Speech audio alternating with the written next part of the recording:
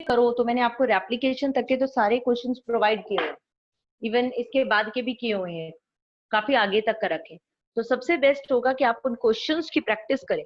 अगर आप उन क्वेश्चंस का आंसर कर पाते हैं इसका मतलब आपका वो टॉपिक क्लियर हुआ है, अदरवाइज नहीं हुआ।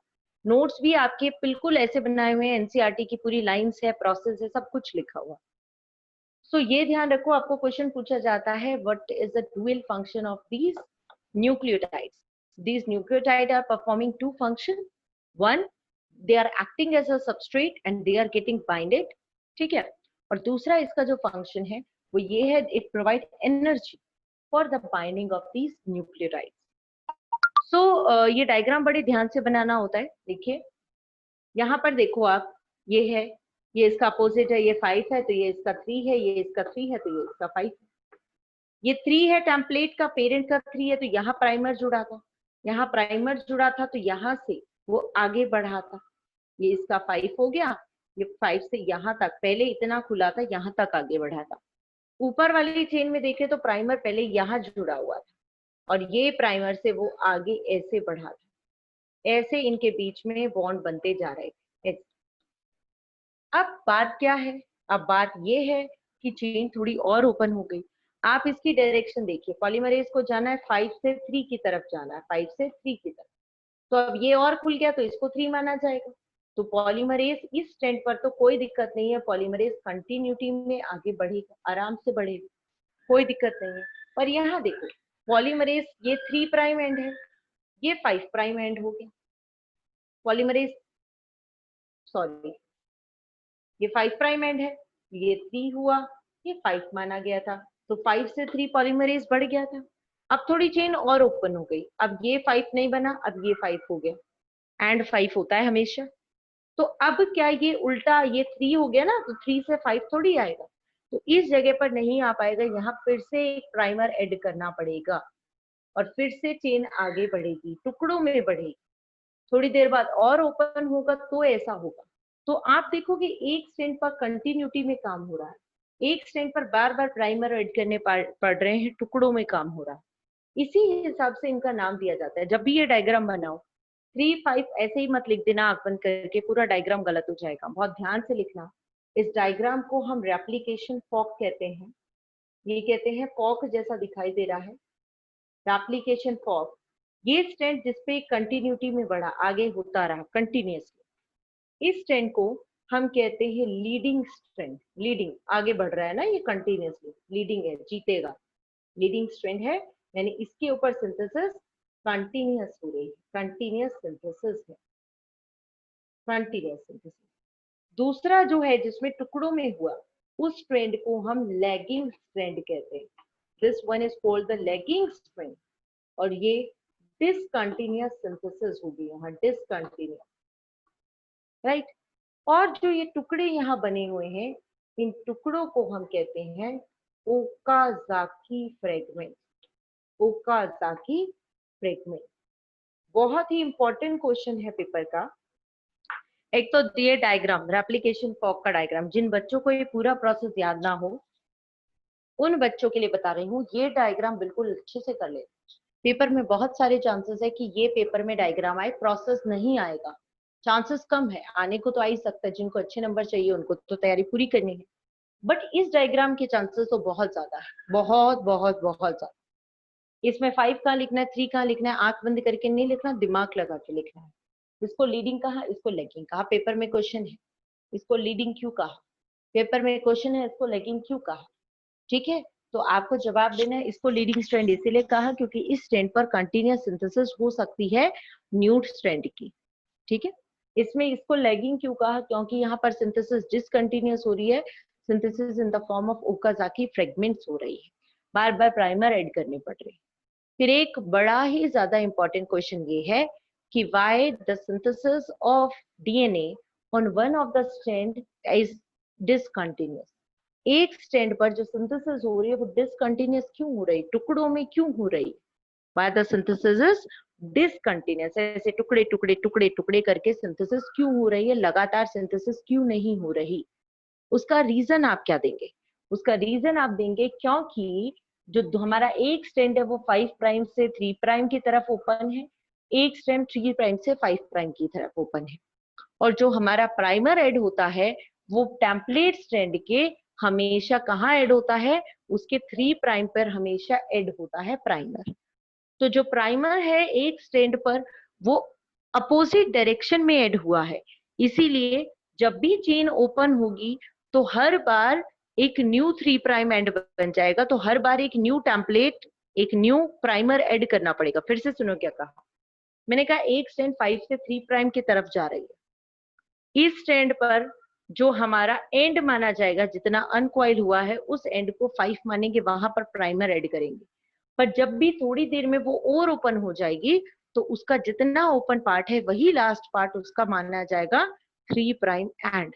तो हर बार एक प्राइमर की जरूरत पड़ेगी, क्योंकि पॉलीमरेज, डीएनए पॉलीमरेज हमेशा 5 से 3 बढ़ेगा, कभी भी अपोजिट डायरेक्शन में इलोंगेट नहीं कर सकता। ठीक है, ये क्वेश्चन हर बच्चे को आना चाहिए। तो ये इस तरीके से रेप्लिकेशन फॉर्क होगी। एट द एंड क्या होगा, ये खुलती जाएगी, यानी एक स्टैंड आपको ऐसी दिखाई देगी जिस स्टैंड पर बार बार प्राइमर डला होगा, टुकड़े बने होंगे, बार बार प्राइमर और टुकड़े, ये एक डीएनए बन गया। दूसरा स्टैंड आपका ऐसा बना जिसमें एक बार प्राइमर है और सीधे सिंथेसिस। पर जो भी है प्राइमर है आरएनए वाला, आरएनए का हम क्या करें, हमें तो नहीं चाहिए, हम तो डीएनए बना रहे हैं। ऐसा होने के बाद अब हमारी बॉडी क्या करेगी, पहली बात तो अभी इसने पॉलीमरेज एक्टिविटी की थी, ये इसने पढ़ के आगे न्यूक्लियोटाइड ऐड किए थे। अब हमारा जो डीएनए पॉलीमरेज 3 ही है, वो डीएनए पॉलीमरेज 3 उल्टा जाएगा। ये अभी इसका 5 प्राइम था, इसका 3 प्राइम था, ये 5 प्राइम था, ये 3 प्राइम, राइट। ऐसे वो गया 5 पे 3 प्राइम और उसने चेन बना दी। अब डीएनए पॉलीमरेज 3 उल्टा आएगा, उल्टा अपोजिट आएगा, ये 3 से 5 प्राइम की तरफ आएगा और एक्सोन्यूक्लियस एक्टिविटी शो करेगा। Now what is exonuclease activity, इसका मतलब है वो उल्टा जाएगा, जैसे अभी वो ऐसे बढ़ रहा था, अब वो उल्टा आएगा और उल्टा आके चेक करेगा कि क्या कोई ऐसा न्यूक्लियोटाइड तो नहीं है जो गलती से ऐड कर दिया, जो ऐड नहीं किया जाना था। तो वो ये चेक कर रहा है, गलत न्यूक्लियोटाइड को ढूंढ रहा है। अगर उससे कोई गलत न्यूक्लियोटाइड मिला तो वो उसको हटा के सही डाल देगा, क्योंकि हो सकता है एक बार काम करने से कुछ गलती भी हो जाए। तो वो चेक करता है, वो भी देखो आपकी बॉडी भी चेक कर रही है, तुम्हें भी चेक करना चाहिए, है ना। अब क्या होगा इसके बाद, इसके बाद काम करेगा आपका डीएनए पॉलीमरेज 1। 1 क्या करेगा, 1 दो काम करेगा, डीएनए पॉलीमरेज 1 भी दो काम करेगा, 3 ने भी दो काम कर लिया। डीएनए पॉलीमरेज 1 एक तो जो प्राइमर है उसको रिमूव करेगा, यानी जहां पर भी प्राइमर लगे हुए इन प्राइमर को हटाएगा और नॉर्मल न्यूक्लियोटाइड लाएगा जो डीएनए के होने चाहिए। दूसरा, प्रूफ रीडिंग करेगा। ये प्रूफ रीडिंग का क्या मतलब है, प्रूफ रीडिंग का मतलब है चेक करेगा कोई गलत अगर रह गया, मान लो हो सकता है 3 से गलती हो गई हो तो मैं चेक कर लेता हूँ, हो सकता है कोई गलती हुई हो तो मैं ठीक कर दूं। तो पॉलीमरेज 1 दोनों काम करेगा, प्राइमर हटा के ठीक भी डालेगा और साथ में कोई और चेक करेगा कोई 3 वाले ने गलती तो नहीं छोड़ दी, तो वो चेक करने का काम करेगा। ठीक है, फाइनली काम करेगा डीएनए लाइगेज। लाइगेज का क्या काम होता है, लाइगेज एज अ ग्लू काम करता है। आप सबको पता है, बायोटेक पढ़ चुके हो, ग्लू का काम है, चिपकाने का काम है। ये जो ओकाजाकी फ्रेगमेंट है, इनके बीच जो गैप बचा है, इस गैप को फिल कर देगा, जिसकी वजह से एट द एंड आपको डीएनए के एक नहीं 2 बेंड्स मिल जाए। शुरू कहा था आपने एक से और एंड तक हो चुके हैं आपके 2 बेंड्स। Is it clear? देखिए एक बार इस पूरे प्रोसेस को रखिए, 2 मिनट का टाइम दे रही हूँ आपको, 2-3 मिनट का, इस प्रोसेस को यही देखो बोर्ड पे। जो इंपॉर्टेंट क्वेश्चन इस प्रोसेस से छोटे बनते हैं वो क्या क्या बनते हैं, व्हाट इज द लोकेशन, सुन लो एक बार अपने दिमाग में, फिर इस प्रोसेस को देख लो। जो मोस्ट कॉमन क्वेश्चन है, एक क्वेश्चन है आपका what is the location of DNA replication, ठीक है। एक इंपॉर्टेंट क्वेश्चन है when did DNA replication takes place in cell cycle. फिर एक क्वेश्चन है आपका स्ट्रक्चर ऑफ रेप्लिकेशन फॉर्क। एक क्वेश्चन है कि why the synthesis on one of the strand is discontinuous. एक क्वेश्चन आपका आता है what is the dual function of these nucleotide, दो काम क्या है इसके. दूसरा, what is the dual function of these DNA polymerase enzyme. These are the important questions. Now look at the process. I'm giving you 2-3 minutes. Recall this process. कुछ doubt दिखता है इसके अंदर तो आप मुझे पूछेंगे. I'm waiting for 2 to 3 minutes. DNA dependent DNA polymerase. ये एंजाइम है यहाँ. जब अगला प्रोसेस करेंगे ट्रांसक्रिप्शन, वहां डीएनए से आरएनए बनाएंगे, है ना. तो डीएनए से आरएनए बनाएंगे तो एंजाइम का नाम आ जाएगा डीएनए डिपेंडेंट आरएनए पॉलीमरेज. और चाहे डीएनए डिपेंडेंट डीएनए हो, चाहे डीएनए डिपेंडेंट आरएनए हो, हर कोई 5 से 3 काम करता है. ओके, होगा. थोड़ा सा आज इंट्रोड्यूस कर देती हूँ. So now we will move to the next topic. That next topic is transcription, and the transcription is the another process of central dogma, जिसका कहना है कि डीएनए से आरएनए को बनाओ. तो चलो हम भी डीएनए से आरएनए बनाने की तैयारी करते हैं, right. So the process is transcription. What is transcription? So transcription is a process in which we make an RNA chain from the DNA. DNA से RNA बनाया, इसे ट्रांसक्रिप्शन कहते हैं. कहाँ होता है? ये भी वही लोकेशन है उसकी, सेम टू सेम, जहां पर कहाँ क्या हो रहा था, जहां पर आपका रेप्लिकेशन होता था. यानी अगर यूकैरियोट है तो यूकैरियोट के अंदर ये कहाँ होगा? यूकैरियोट के अंदर ये न्यूक्लियस के अंदर होगा, इन न्यूक्लियस. अगर ये प्रोकैरियोट है तो कहाँ होगा? तो ये साइटोप्लाज्म में होगा. It will take place in the cytoplasm of. Clear है? होगा कब? सेल साइकिल की G1 G2 फेज में होगा. G1 and G2 phase of cell cycle. ठीक है, तो ये आपका हो गया. अब कुछ इंपॉर्टेंट सी बात बता रही हूँ, इससे रिलेटेड प्रोसेस नहीं बता रही, प्रोसेस से पहले की कुछ चीजें बता रही हूँ. उन चीजों को समझो. जिस तरीके से रेप्लिकेशन फॉर्क का डायग्राम बड़ा ही जरूरी था, इस तरीके से यहाँ ट्रांसक्रिप्शन यूनिट का डायग्राम बड़ा ही इंपॉर्टेंट है. तो मैं बना रही हूँ ट्रांसक्रिप्शन यूनिट. ट्रांसक्रिप्शन यूनिट यानी कि वो स्ट्रक्चर जो ट्रांसक्रिप्शन में इन्वॉल्व है. ठीक है. ट्रांसक्रिप्शन किससे होगा भाई? डीएनए से आरएनए बनेगा. तो जो मैं बना रही हूँ वो डीएनए है. This is a DNA. DNA double helical है, मैंने बना दिया डबल हेलिकल डीएनए. राइट. कहाँ से कहाँ? कोई भी बना दो. एक को 5 से 3 बना दो, एक को 3 से 5 बना दो. मैंने बना दिया 3 से 5 और एक बना दिया 5 से 3. ध्यान रखना, गलती मत करना, जो बात बता रही हूँ इसमें भी 5-3 का बड़ा ही इंपॉर्टेंट रोल है. मैं कह रही हूँ ये 3 से 5 है, तो मैं यहाँ पर ना आरएनए डीएनए की तरह नहीं है कि दोनों चेन से डीएनए बन जाए. यहाँ 2 चेन है ना डीएनए की, तो इससे एक ही से आरएनए बनेगा. क्यों एक से बनेगा वो भी हम आगे बात करेंगे, पर फिलहाल अपने दिमाग में एक बात डालो, सिर्फ एक चेन से बनेगी आपकी आरएनए की चेन. और वो कौन सी चेन से बनेगी? 3 से 5 पर. पेरेंट की हमेशा 3 से 5 चूज करनी है, क्योंकि न्यू हमेशा 5 से 3 हो. अगर इसका ये 3 है तो यहाँ से ही शुरुआत होगी आरएनए बनने की. तो यहाँ पर हम कहते हैं, यहाँ पर एक सीक्वेंस है जिसका नाम है प्रमोटर. प्रमोटर. प्रमोटर यानी वो एरिया जहां से ट्रांसक्रिप्शन की शुरुआत होगी. This complete area is called promoter. ठीक है. वीडियो किसी की ऑफ नहीं होनी चाहिए, ध्यान रखिएगा, रिमूव कर दिए जाओगे इसी time. So this is promoter, जो कहाँ है? हमारे पेरेंट के 3 प्राइम. 3 प्राइम देखो, इसको मत देखो, ये 5 प्राइम पे है, इसीलिए यहां से शुरुआत नहीं होगी. जहां प्रमोटर है, प्रमोटर वाली साइड 3 जो है उससे शुरुआत होगी, वो पेरेंट है. तो ये ऊपर वाला पेरेंट हो गया. क्लियर है? अपोजिट साइड क्या है? अपोजिट साइड है टर्मिनेटर, यानी जहां पर सीक्वेंस खत्म हो, टर्मिनेटर. और बीच की जितनी सीक्वेंस होती है उस पूरी सीक्वेंस को कहते हैं structural gene. We call it structural gene, this is structural gene, right. यहां से यहां, तो यहाँ प्रमोटर है शुरुआत 3 प्राइम से, यहाँ टर्मिनेटर है। अब किसको पेरेंट बोला, मैंने कहा जो प्रमोटर के 3 साइड है, प्रमोटर का जिसके पास 3 है वहां से, तो ये हमारी पेरेंट हुई, यानी ये हमारी हुई template string, this is the template string, यानी कि this is the parental string. ये कौन सी है, this is the non template string, non template, right.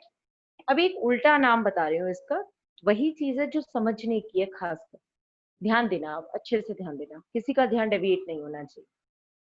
इस ट्रेंड को नॉन कोडिंग भी कहा, पेरेंट वाली को, टेम्पलेट वाली को नॉन कोडिंग कह दिया और नॉन टेम्पलेट वाले को कोडिंग कह दिया।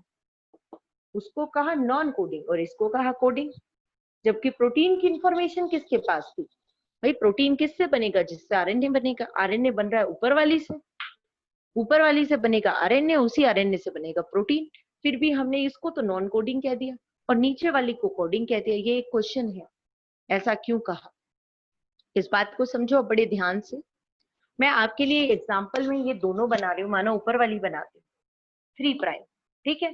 कुछ सीक्वेंस लिख देती हूँ, मान लो इस पे सीक्वेंस थी A C G T A T G C C A, for example ये सीक्वेंस है, ये 3 प्राइम है, सॉरी ये 5 प्राइम है, ये हो गया आपका ऊपर वाला यानी टेम्पलेट, ठीक है।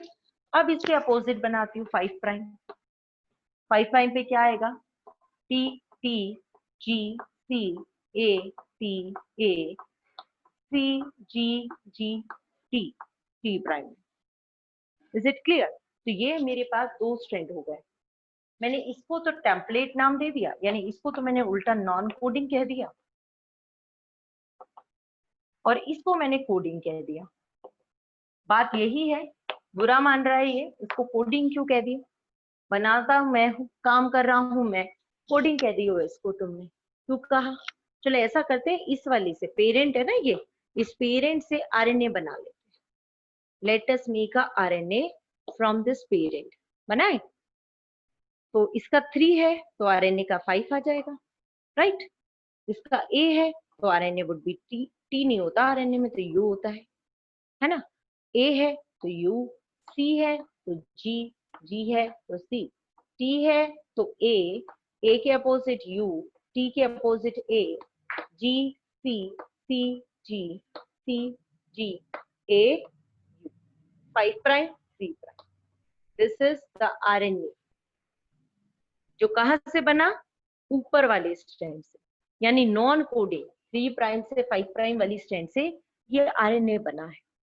अब इस आरएनए को और जरा नॉन कोडिंग आरएनए, ये नॉन पेरेंटल है ये, नॉन पेरेंटल को और आप अपने आरएनए को मैच करके देखो, तो मेरे आरएनए में और मेरे पेरेंट में क्या फर्क आ रहा है।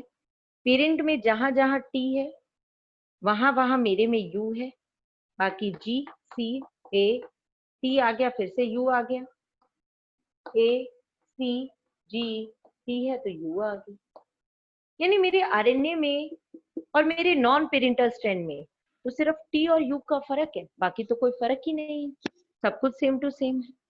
तो इसी आरएनए से आगे जाके आपका बनना है प्रोटीन। तो क्या इसकी सीक्वेंस, इस नॉन पेरेंटल स्ट्रैंड की सीक्वेंस आरएनए की सिमिलर हो गई, इसीलिए हमने इसको क्या कह दिया, इसीलिए हमने इसको कह दिया कोडिंग।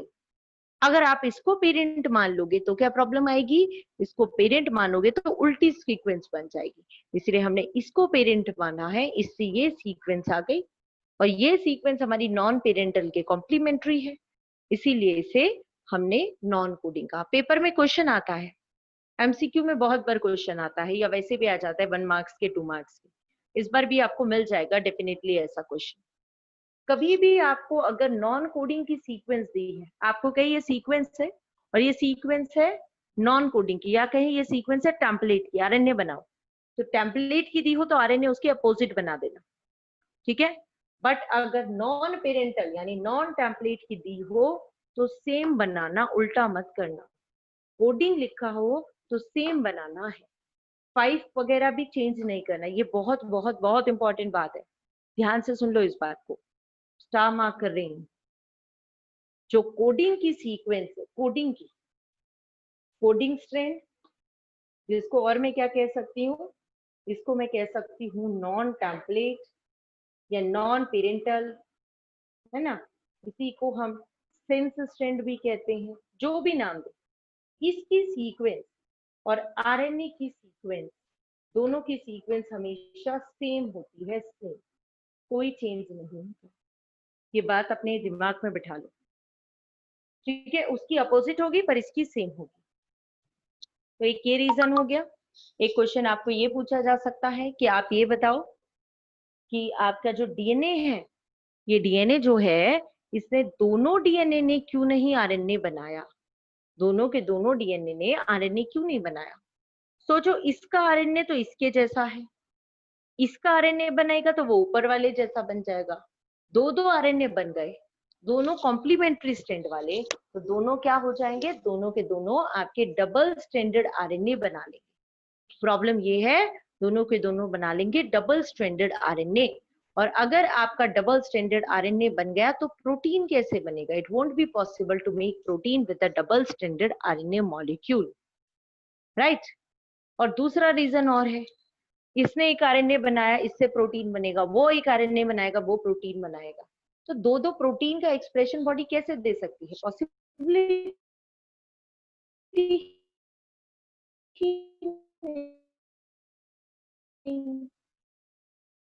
है। तो यहाँ पर मैंने आपको ट्रांसक्रिप्शन की क्या क्या चीजें बताई, कब होगा, लोकेशन, ट्रांसक्रिप्शन यूनिट का डायग्राम, और इसको हमने नॉन कोडिंग क्यों कहा वो एक्सप्लेन किया, और दोनों स्ट्रैंड से ही आपका आरएनए क्यों नहीं बना, ये चीज मैंने एक्सप्लेन की।